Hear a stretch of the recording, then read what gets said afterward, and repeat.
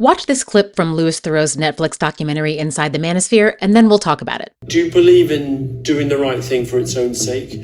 Like, obviously, you've got a couple of criminal cases, right? Oh, look, this is the twat shit that you start saying, bro. Honestly, this is the stuff that pisses me off.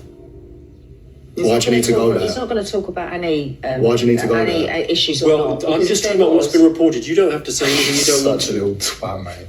If you don't agree with what Harrison's doing, then why are you making money off of it on a programme by publicising it? You're doing it because you think he's a controversial character, so you're making money off the back of it, and that's why. And that's all your programmes are. Even with your mate Jimmy Savile. Even with your good mate Jimmy Savile, mate.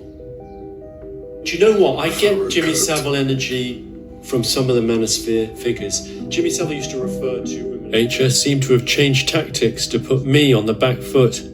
Can I ask you a question? Are Israel committing genocide? You're a puppet. You can't say what you want to say. You want to think about what... You're a puppet. My opinion... You're a puppet the same way you are for Savile. Puppet, mate. No, we're filming for a YouTube video. The thing is with me, I don't have to edit. I don't do this bullshit editing that you guys do, where this wouldn't be in the show. I'm raw, I'm not a puppet, I'm not controlled. No one's my daddy. Savile's your daddy, the Jew's your daddy, you know it. I don't give a fuck. So Louis is speaking with Manosphere content creator Harrison Sullivan, otherwise known as HS. The conversation is tense, but controlled. But then the tone shifts. Louis brings up HS's criminal charges that he has pending. While HS doesn't shout, you can tell he's angry. His voice sharpens, his posture changes. The subject is no longer his pending criminal charges. The subject is Louis, the guy making the documentary, the guy who's asking the questions. HS brings up Jimmy Savile. His mother steps in and accuses Louis of exploiting her son for profit. Now he's talking about Gaza. Now he's talking about Jews controlling the media. And then he turns away from Louis and the documentary crew entirely and starts speaking directly into his live stream camera. This is why I say what I believe, and I don't need to edit anything, ever. What you just watched is a technique that's been studied since 1997. It has a clinical name, and once I show it to you, you're going to see it everywhere. And every Manosphere creator and every podcast bro who gets challenged or confronted, because they all do the same thing. It's not a communication style. It's an abuse tactic. And it is very common among Manosphere creators and misogynists generally, because at their core, men in the Manosphere are fundamentally abusive men. And Louis Theroux and his crew caught it on camera from two angles simultaneously. Before we get started, you know what to do. Love or hate, like and share, because the algorithm does not care.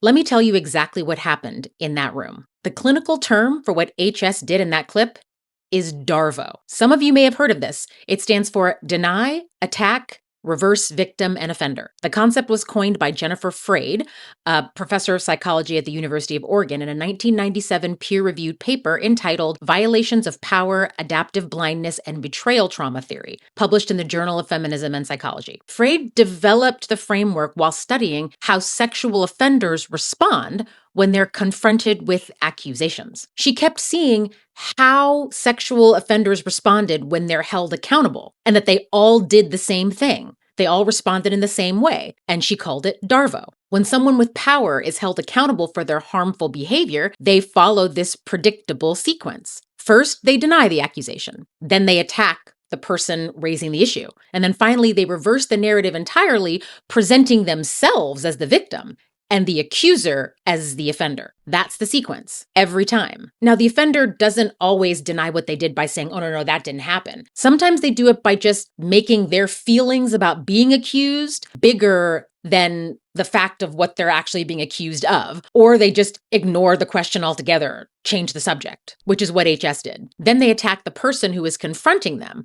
their credibility, their motives, their character, and then they reverse the roles. Suddenly they're the ones being victimized. Suddenly the person who asked the very reasonable question, oh no, they're the aggressor. Freyd didn't develop this to describe internet personalities. She developed it to describe how Predators avoid accountability. Remember that. Research over the last decade has shown just how effective this tactic can be. In a 2017 study by Harsey, Zurbriggen, and Freyd, researchers found that perpetrators frequently used DARVO when confronted about their harmful behavior. Women are disproportionately exposed to this abuse technique, and exposure to it had a measurable psychological effect. The more often someone encountered DARVO, the more likely they were to begin blaming themselves for what happened to them. During the interaction, the focus shifts away from the wrongdoing and towards the feelings of the perpetrator. A later study by Harson and Freyd in 2020 examined what happens when outside observers witness DARVO. And the results were striking. When people watched an interaction where DARVO was used, they tended to believe the victim less and blame them more. But there was one critical exception. When participants who were educated about DARVO beforehand watched the interaction, the effect collapsed. They recognized the pattern and they rated the perpetrator as less credible. They were significantly less likely to blame the victim. If you can name DARVO, it loses its power. Now let me show you exactly what it looks like. Obviously you've got a couple of criminal cases, right? Oh, look, this is the twat shit that you start saying, bro. Honestly, this is the stuff that pisses me off. So Louis Theroux is chatting with HS and he does what journalists do. He raises the criminal record. How do you feel about the fact that you have charges pending? Does that affect your behavior? Blah, blah, blah. HS crashed a car in Surrey in March of 2024 and then fled police for nearly a year before he was finally arrested in October 2025 after this interview with Theroux for the documentary. He was charged with failing to stop after an accident, driving while using a cell phone, and driving without insurance. Those are facts. Documented, adjudicated facts. There was a warrant out for his arrest. He was on the run from the cops at the time of this interview. This is verifiable information. Now watch what HS does. He doesn't calmly say, yes, that happened, here's my side of the story. Or he doesn't say, I prefer not to talk about that. He doesn't engage with the question at all. What he does is escalate the situation emotionally. The temperature in the room shifts. Suddenly the conversation is no longer about what Harrison Sullivan did. It's about how Harrison Sullivan feels about being asked about what he did. Why do you need to go there? He's not going to talk about any Why do you need to go there? issues or Well, not. I'm just talking about what's been reported. You don't have to say anything you don't want Such a to. little twat, mate. This is the deny stage, and it's more sophisticated than most people realize. He doesn't need to say, oh, that didn't happen. He just needs to make his reaction to being confronted louder than the facts being raised. The emotional performance becomes the subject, and the issue of the criminal record is almost instantly forgotten. If you have ever tried to raise a legitimate concern with someone, a partner, a colleague, a family member, and found yourself suddenly managing their feelings instead of discussing the issue that you brought up, you've experienced this. The facts don't get refuted, they get drowned. That's the denial. Now watch what comes next. Even with your good mate Jimmy Savile, mate. Can I ask you a question? Are Israel committing genocide? You're a puppet. You can't say what you want to say. You want to think about what... You're a puppet. Once Sullivan has the emotional response, he moves on to the second stage. He attacks, and he picks his targets very carefully. The first thing he does is bring up Jimmy Savile. And I'm not even sure he was aware of this at the time Louis was talking to him, because he was reading the chat of his live stream, and the people in the chat were asking him, ask him about Jimmy Savile. Now, if you don't know the history, Louis Theroux made a documentary called When Louis Met Jimmy in the year 2000. This was years before Savile's sexual abuse was publicly exposed. Louis spent time with a predator and didn't see it, didn't realize he was a predator. He called it his biggest professional regret. This is the biggest mistake he's ever made in his career. He made an entire follow-up documentary about it in 2016, simply called Savile, explaining and examining how he'd been deceived and what things he should have noticed. This is Louis Theroux's most public wound, and HS reached for it deliberately. Not because it's relevant to the conversation about his own criminal charges, about his own misconduct, no, but because if he can associate Louis with a predator, then Louis's scrutiny of him becomes illegitimate. If the person asking the questions is discredited, you don't actually ever have to address his questions. But here's the irony that HS doesn't even understand. Lewis himself told The Guardian just days before the documentary aired that he sees, and I'm quoting here, so much Savile overlap in the manosphere. And he begins to talk about that in this clip, but you don't get to hear him finish the rest of what he said because the subject then turns to, oh my God, here's this manipulative thing that my documentary subject is doing, trying to change the subject, lying to me that he's not live streaming when he is. So you don't get to hear the rest of his statement. That Guardian piece, by the way, is linked in the description. Savile used to say things like, women are brain damaged, and there's something in all women that wants to be a prostitute. These aren't fringe takes in the manosphere. These are some of their most common talking points. A study, and they found the professions which women cheat the most. Nurses were at the top, but social media influencers were there as well. Yeah. So, and performers and anyone that's involved in any type of entertainers was the term that they used. But when you think of it in the modern women's landscape, it takes a certain type of woman to want to indulge in this global traveling on a regular basis. Because your average woman that like taking trips on a regular basis, more than likely, there's some 304 behavior going on. Let's be frank here. The average woman dresses like a whore, so we can't even tell the difference in dress. They used to be naked and like you'd know they're for sale, but now we're just naked for the hell of it. So he was saying that, it's ironic you bring up Savile because a lot of these manosphere dudes I've talked to sound exactly like that predator, Jimmy Savile. So Sullivan is weaponizing the name of a sexual predator to defend a movement that echoes that predator's ideology. The attack undermines itself, but only if you know the story, only if you know all of the history. Now we have the anti-Semitic pivot. Here comes the second attack. You're controlled by the Jews. Savile's your daddy, the Jews your daddy, you know it, I don't give a fuck. And this one isn't aimed at Lewis, not really. It's aimed at the audience. It's aimed at Sullivan's live stream audience, the people watching his live stream in real time. And you realize how disingenuous he is for live streaming the interview when he specifically told Lewis that he wasn't. He asked him in the beginning of the segment, are you live streaming this? And he said, oh, no, I'm just filming a video for YouTube. Bro. So he is accusing Lewis of using him for money when this dude monetizes every single interaction he has. He's live streaming for money while he's accusing Lewis of filming for money. Like, what? He's a puppet for the Jews. That's the signal. It tells Sullivan's viewers, this journalist is not independent. He's an agent of the system. He's controlled by the Matrix. Therefore, nothing he asks me is legitimate. He's the enemy. The attack stage of DARVO doesn't actually need to be true. It rarely is true. It doesn't even need to be coherent, really. It just needs to shift the audience's trust away from the person asking the questions and towards the person being questioned. Savile, Jews. It doesn't matter what the accusation is as long as it makes the interviewer the subject. And now the reversal is set up. This is where it gets interesting. Sullivan's mother, Elaine, enters the conversation, and she says something that sounds on the surface like a reasonable critique. You're just here to make money off of my son. If you don't agree with what Harrison's doing, then why are you making money off of it on a programme by publicising it? You're doing it because you think he's a controversial character, so you're making money off the back of it. And that's all your programmes are. Now, I want to be honest with you. The ethics of documentary filmmaking, that's a real conversation. Filmmakers do profit from their subjects. There is a legitimate intellectual tradition of questioning that power dynamic. I'm not going to dismiss that wholesale. But here's where you have to think critically. The premise of Elaine's accusation requires you to believe that Louis Theroux and Harrison Sullivan are on equal footing, that they're both making money off of each other in a symmetrical way. They're not. It's like comparing apples and cruise missiles. Louis Theroux is a salaried documentary filmmaker working for the BBC and Netflix. I mean, let's be real. Unless you're Michael Moore or maybe Ken Burns, there's not a lot of money in being a documentarian. There's not a lot of money in truth.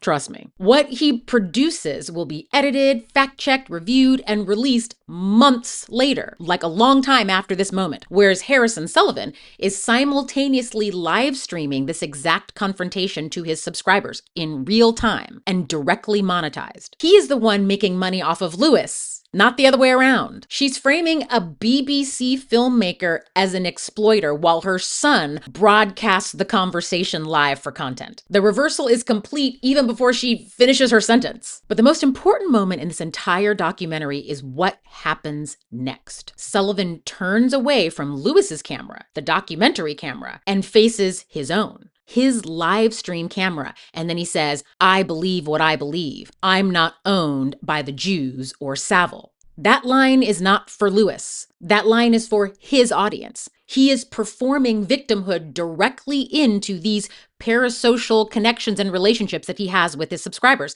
He is modeling for thousands, maybe millions, of young men exactly how to deflect accountability, deny the facts or ignore the facts, attack the questioner, then recast yourself as the one under siege. And the other subjects he interviewed did this too. They talked to Louis Theroux before they even knew who he was, and then, once they found out who he was, told their followers, "Oh, this guy is known for doing hit pieces." They framed it as a takedown before it even aired, and they clipped that live stream and showed it to their followers. And this is what makes Manosphere DARVO different from the interpersonal DARVO that Jennifer Freyd studied. In a domestic abuse situation, DARVO happens between two people in a private room. The abuser deflects the partner's confrontation, the partner starts to doubt themselves. That's devastating enough. But what Sullivan is doing is broadcasting DARVO. He's not just deflecting one person's confrontation, he's teaching an audience that deflection is strength, that the man who refuses to answer reasonable questions, that's the man who won the argument. He's the hero because he was able to successfully manipulate the situation. In that moment, there are two cameras, two audiences, and two completely different realities. Lewis's camera is making a documentary that will be contextualized, edited, and aired months in the future, whereas Sullivan's camera is making content right now, live, uncut, streamed directly to an audience that has already been primed to see him as the hero. This is DARVO at scale, and a documentary camera caught both sides of it simultaneously. I don't know if that's ever happened before. Now, if Sullivan were an isolated case, this would be an interesting documentary review and we could all just move on with our lives. But he's not an isolated case. DARVO is basically the operating system for the entire manosphere. And for anybody here who wants to do honest journalism, you need to ask yourselves why there is this witch hunt. Why the Matrix is so desperate to try and convince the world I'm a bad person and put me in jail when I've clearly done nothing wrong. It's been 3 solid years. They can't even find enough evidence to take me to trial. Andrew Tate, charged with human trafficking and rape. What's his response? Deny the charges. The Matrix is after me. Attack the institutions. Journalists are corrupt. Reverse. He's being persecuted for living his dreams or whatever the fuck. Textbook DARVO, industrial scale. That video is from March 24th, 2025. Here's a clip from March 6th, 2026 from a YouTube creator named Trapmore Ross. Tate is apparently trying to get back into Dubai and was detained again a few days ago. Because I have 34 investment properties in Dubai. I have children in Dubai. I have family in Dubai. And I've not evacuated anyone. Because I'm betting with my own flesh and blood that in 2 days, this crap will be gone. Now, if I'm wrong and it escalates and gets really bad, then I was wrong. I'm not CENTCOM Central Command. I don't know. I'm just looking at what makes sense to me. So I'm eating crackers in some kind of detention center thing.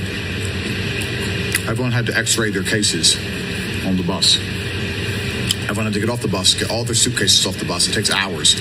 X-ray everything for bombs. Everyone was getting off the bus and finding their suitcases. There was a huge line. So I just sat on the bus. Ignored the line, waited for the entire line to go down. I just sat on the bus. And because I stayed on the bus when everyone else was off the bus, they assumed I was trying to avoid this check. So now I'm going through some advanced check where they're scanning my body for digested bombs, and they've taken both my passports, and they're going through all my things, and they're swabbing everything down, and they're questioning me and going through my entire history. I'm in some terrorist detention center for some terrorist check. All because when everyone got off the bus and stood in the line, I waited on the bus for the line to get smaller because I didn't see the point standing in the desert. So now I'm detained, but I have crackers. Welcome to the Middle East. I guess tensions are high for some reason. I'm like, do you know who I am? One of the guy goes, no. The other guy goes, yeah, I know you are. I'm like, then why are you detaining me? Well, but you stayed on the bus, it's suspicious. I'm like, bro, do you think I'm a fucking terrorist? Okay, that was fun. I ran into Super Cop, who decided that I was a terrorist for some reason. So now, it's time to cross the border, huh? Time to get home.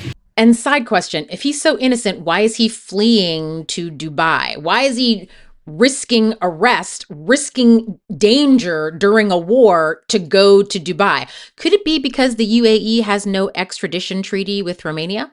I'd be willing to bet that whatever punishment awaits you in the UK is likely better than the punishment that awaits you in Romania. So, I don't know. That could have something to do with it. He claims he has family there that needs to protect, but you would think that if you have family in a country that is at risk for people being injured from war, you would get the family out to Romania where you are there safe. Why do you need to go there, bro? Anyway, the respectable wing, and I've talked about this before, the Scott Galloways, the James Sextons, Jordan Petersons, the respectable wing of the Manosphere, they still do DARVO, but it's quieter, but it's structurally identical. So that's my idea of the patriarchy, which is a system of male dominance of society. Yeah, but that's not my sense of the patriarchy. So what's yours? Well, in what sense is our society male-dominated? This is a trope that people just accept. Western society is a male-dominated patriarchy. It's like, no, it's not.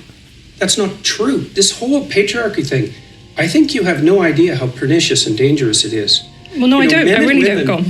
Throughout history have fundamentally cooperated to push back against the absolute catastrophe of existence, a terrible death rate, the probability of chronic starvation, early death, disease, the difficulty of raising children with all the death that was associated with that, and to look backwards in time and say, well, basically what happened was men took the upper hand and persecuted women in this tyrannical patriarchy. It's absolutely dreadful misreading of history. It's a terrible thing to teach young women, and it's a horrible thing to inflict upon men. Deny that patriarchy exists. Attack feminism as the real source of men's suffering. Reverse. Men are the true victims of modern society, not women, and anyone who questions that framing is attacking vulnerable men. You don't care that men are committing suicide. See what I'm talking about? Professor Chesko on his Substack describes Scott Galloway as, quote, 3 manospheres in a liberal trench coat, like stacked on top of each other. Like, that's a really good description of him, by the way. Bravo, Chesko. And he calls out this clip from his interview with Liz Plank for her podcast, Boy Problems. 2,500 women a year are murdered by men, most of them men they know. That is unacceptable. Men have a responsibility because of their physical size to always default to protection. It is a real issue, and until it's zero, it needs focus. Having said that, 40,000 men will kill themselves this year. So the guy you're on a date with is 16 times more likely to go home and hurt himself than hurt you.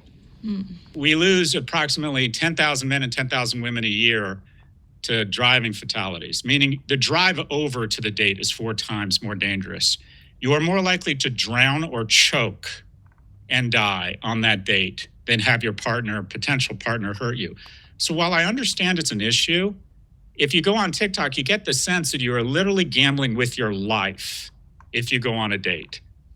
And men are told that they are pathologized. They are told they are predators. Same D, same A, same RVO. Clavicular on Fresh and Fit in a video titled Clavicular Triggers Feminists During Heated Debate. I'm not even going to play the video because The title itself is the DARVO. They bring women on, they provoke them, film their reaction, and then frame their anger as content. It's performative reverse victim offender baked into the show's entire structure. The women are always the aggressors for reacting to provocation. You bring women on and insult them and then say, see, these women are unhinged. Well, you brought them on and humiliated them. And ladies, why are we still going on these shows? Why? Serious people, why are you still going on these shows? Please stop. And of course, Louis Theroux made the rounds on some of the Manosphere podcasts. He was on Chris Williamson's show. But on Williamson's podcast, Theroux made some statements that indicate to me that he clearly understands the Manosphere grift and the psychology behind it. All of this, by the way, I covered in my series Red Pill Nation, Inside the Misogyny of the Manosphere, almost a year ago. I'll link you to the playlist of the series at the end, but from this clip, you can clearly see that Louis Theroux understands what's going on. Really, what singles them out and defines them as extreme manosphere is the willingness to embrace a kind of paranoid, conspiratorial mindset, to employ outrageous, I would say utterly cynical, clickbait-based content creation, And then all of it with a view to grift. It's an attempt to reach a market. Like the idea that there's massive educational value in being beaten up by your dad is kind of extraordinary. And probably some kind of a compensation by him. You got this line in the doc, you say, the romance, the confidence, the wealth were all either illusory or out of reach, and the anger seemed a compensation for the fear of being exposed. If you take my advice, I'll give you the cheat codes to life, and you will be rich like me. But the way they teach you to be rich is generally not the way they got rich, if they are rich. Because the other part of it is, it's not clear how much of it is even real. There's so much false content. There's so much misleading advertising, in my opinion. You know, the idea that, if you want to be a multimillionaire, just do what I did and go on this FX trading platform. And you're thinking, actually, I'm pretty sure HS Tiki-Toki made his money by streaming for 10 hours a day, and taking a cut of the products that he's selling, not by trading on FX. You know what I mean? There's a sort of a bait and switch going on. And then with Tate specifically, he came up kind of as an offshoot of the PUA community, the pickup artistry community, and then using this sort of Neil Strauss, the game adjacent techniques in order to say that I can teach you the psychology of women, and then you can run cam girls and you can be a pimp. Now you have to get a girlfriend and have sex with her, and then she'll fall in love with you, and then you introduce her to camming, and then you take her money. Then he'll say in other interviews, oh yeah, I did this thing where I taught people how to make money by being, quote, a pimp.